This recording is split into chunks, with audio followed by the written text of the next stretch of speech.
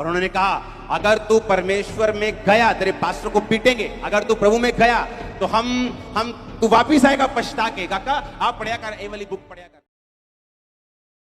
जब मैं परमेश्वर में आया तो ऐसे कुछ लोग थे मेरी जिंदगी में जो बड़े प्रभावशाली थे, जिनका बड़ा प्रभाव था मेरी जिंदगी के ऊपर, जिनका बड़ा प्रभाव था मेरे परिवार के ऊपर, मेरे फादर के ऊपर, मेरे मदर के ऊपर, हमारे परिवार के ऊपर, फाइनेंशियली, फिजिकली, सोशली, एवरीथिंग। वो हमसे 10, 12, 15, 20, 100 गुना बड़े थे।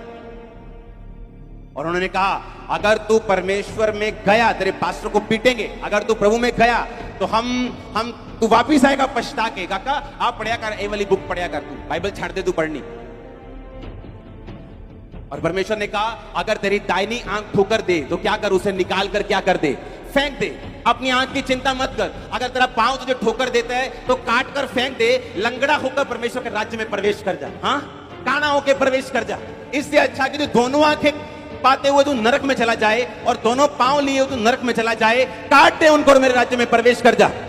जो कुछ तू छोड़ेगा मैं 100 गुना दूंगा, जो कुछ तू मेरे लिए गवाएगा मैं तुझे 100 गुना दूंगा।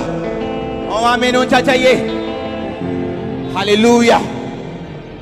मैंने क्या किया, एक कह लो कि मैं इतना फंसा हुआ था बीमारियों में और दुष्ट आत्मा में, और दूसरा मेरे को परमेश्वर के वचन की नॉलेज हो चुकी थी।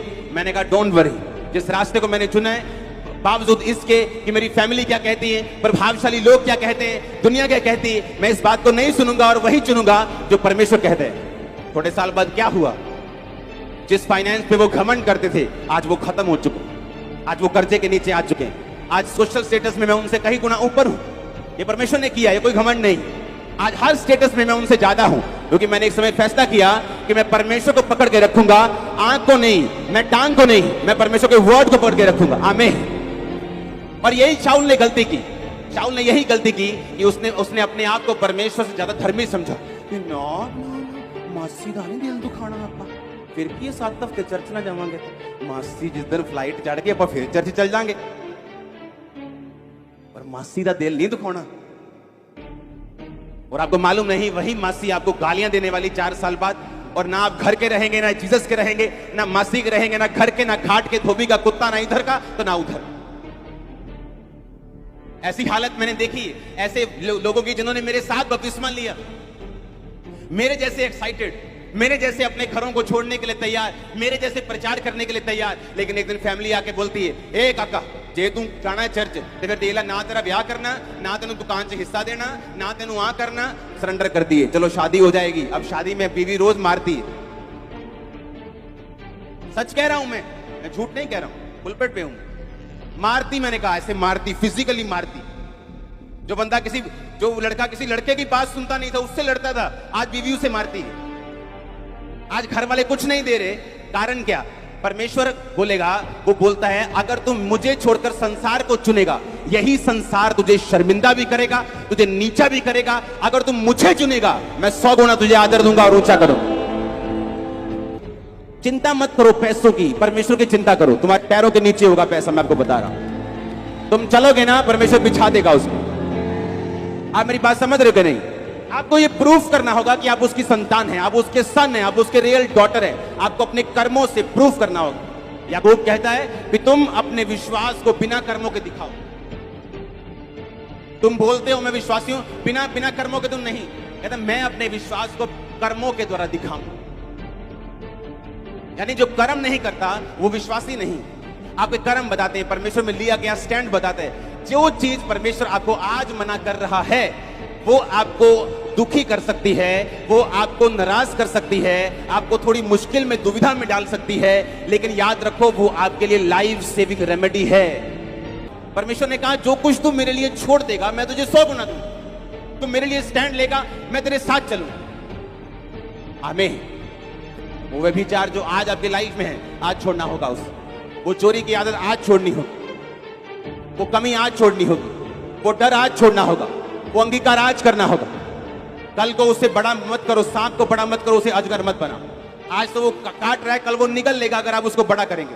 परमेश्वर नहीं चाहता वो कोई भी चीज जो आपको करने के लिए कहता है उसमें आपका फायदा है। जो भी चीजें वो आपको करने के लिए कहता है वो आपको बचाने के लिए है, आपके परिवार को सेव करने के लिए है, आपके राज्य को स्थिर करने के लिए है। आमीन। ऊंचा ये बरकत तुम्हारी है चर्च। Hallelujah, hallelujah. किस चीज को पाल रहे हैं हम? क्या वो डर है? क्या वो रिश्तेदारों का डर है? क्या वो समाज का डर है? क्या वो व्यभिचार है? क्या वो पाप है? क्या वो शराब है? आज के 2 पैकल की तो बोतल बन जाएंगे, क्या वो है? वो क्या है? वो कौन सी आदत है? वो कौन सा सांप है? वो कौन सी गलती है जो आप कर रहे हैं? आज ही फिनिश कर दो, आग में जला के वापिस जाओ और 3 साल में, अगले 5 साल में, 10 साल में अपनी लाइफ की टॉप पोजीशन पे आप होंगे। मैं ये प्रोफेसी कर रहा हूं आपके लिए यीशु मसीह के नाम में। जो परमेश्वर करने के लिए बोलता है उसका रिजल्ट बाद में आता है। वो आपको प्रार्थना करने के लिए बोलता है, पाप छोड़ने के लिए बोलता है, बोने के लिए बोलता है। एकदम से आपकी लाइफ में रिजल्ट नहीं आता, लेकिन वो धीरे धीरे रिजल्ट आता है। लेकिन जब आता है तो पक्का आता है। जब वो घर बनाता है चट्टान के ऊपर तो वो सदा के लिए होता है, वो टेम्परेरी नहीं होता। आप उस घर में रहेंगे, आपके बच्चे रहेंगे, आपके पोते रहेंगे। आप मेरी बात समझ रहे कि नहीं? मैं ईंटों वाले घर की बात नहीं कर रहा, मैं आपकी लाइफ के घर की बात कर रहा हूं। उस फाउंडेशन की बात कर रहा हूं जो आप परमेश्वर के वचन से अपनी लाइफ के लिए बना रहे हैं और अपने परिवार के लिए बना रहे हैं। आमीन, आमीन। दाऊद अपनी लाइफ के पूरी उम्र तक बुढ़ा होके, रिटायर होके, परमेश्वर में सो के गया। उसकी गद्दी से उतारने वाला दाऊद को कोई शर्मा नहीं था। क्यों? हर वक्त परमेश्वर की बात को सुनता था।